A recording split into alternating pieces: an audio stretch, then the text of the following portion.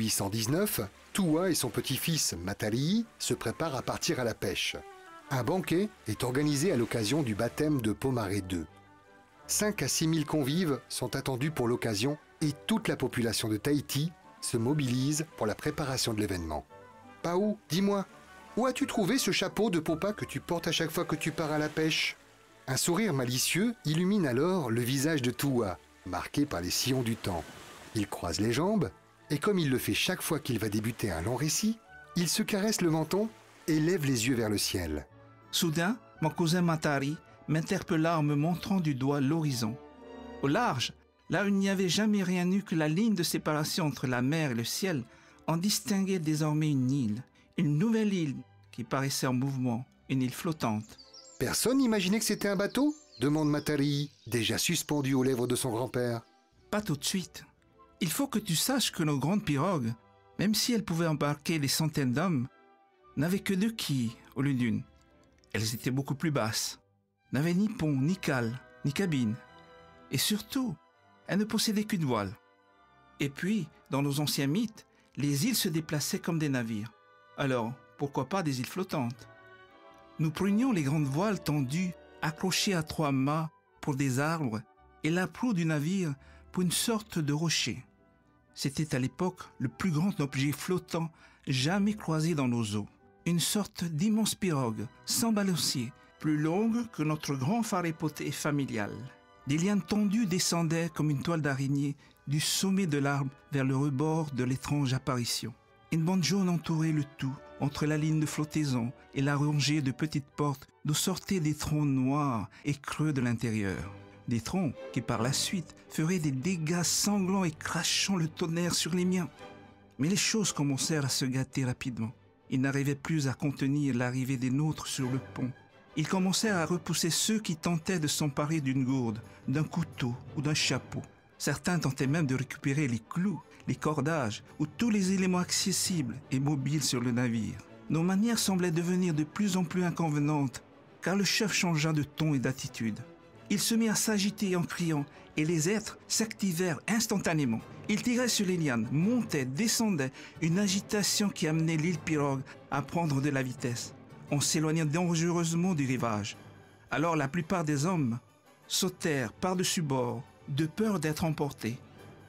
Mais tu connais ton grand-père, il ne pouvait pas partir comme cela. Et pendant que l'un d'eux était en train de faire des signes à l'une de nos femmes qui se tenait debout sur une pirogue, je m'emparai de son chapeau et je sautai à l'eau.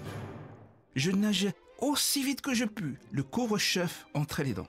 Pour moi, l'important, c'est que je m'étais emparé du couvre-chef d'une de ces divinités et quelle ne fut pas ma surprise de réaliser qu'il ne se décomposait pas au contact de l'eau comme la plupart de nos étoffes.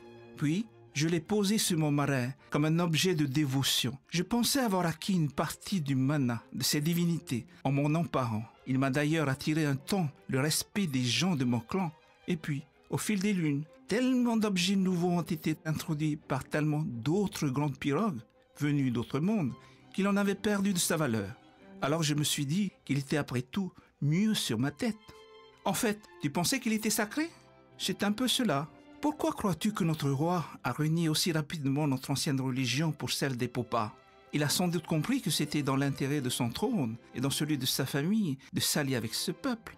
Devenir un grand roi, avec le soutien des Popas, protégé par le dieu des missionnaires, accroître sa puissance sur Tahiti, ça vaut bien une cérémonie religieuse. As-tu pensé à cela?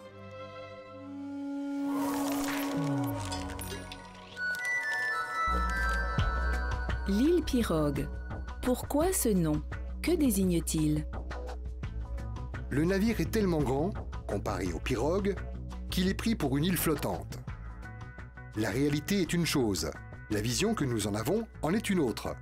Quand on voit des choses inconnues, notre esprit a tendance à les rapprocher de ce qu'il connaît déjà.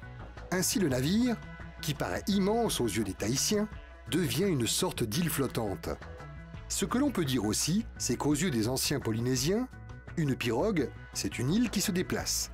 On y vit avec les règles de la société. Que sont en réalité les grands arbres, cette sorte de rocher que forme l'avant du navire Les lianes, semblables à des toiles d'araignée qui descendent du sommet de ces arbres, les troncs d'arbres creux qui crachent le tonnerre. Les grands arbres, ce sont, vus de loin, les mâts avec les voiles. Le rocher, c'est la proue du navire. Les lianes, formant des toiles d'araignée, ce sont les cordages. Les troncs, creusés à l'intérieur, qui crachent le tonnerre, ce sont les canons. Qu'est-ce qui a poussé Toua à voler le chapeau du Popa? Toua pense, grâce à ce chapeau, acquérir une partie du mana de ces divinités que sont, selon lui, les Popas. Il croit même qu'il est sacré. Mais avec le temps, ce chapeau va devenir un objet purement utilitaire. À présent, il lui sert simplement à se protéger du soleil quand il va à la pêche. Dans quel but, d'après l'auteur, le roi Pomaré II a-t-il décidé de se convertir et de se faire baptiser? Pomaré II veut devenir un grand roi. Il pense qu'avec l'appui des Popas, en s'alliant avec eux, il pourra accroître son prestige. Il pense également qu'il sera protégé par le dieu des missionnaires. Dans ce récit, il est question de deux événements qui ont marqué l'histoire de Tahiti et plus largement de la Polynésie. Lesquels? Il s'agit, le 17 juin 1767, de la découverte de Tahiti par le navigateur anglais Samuel Wallis et du premier contact de la population tahitienne avec les Popas dans la baie de Matavai. Puis en mai 1819, du baptême du roi Pomaré II lorsque ce dernier adopte la religion protestante.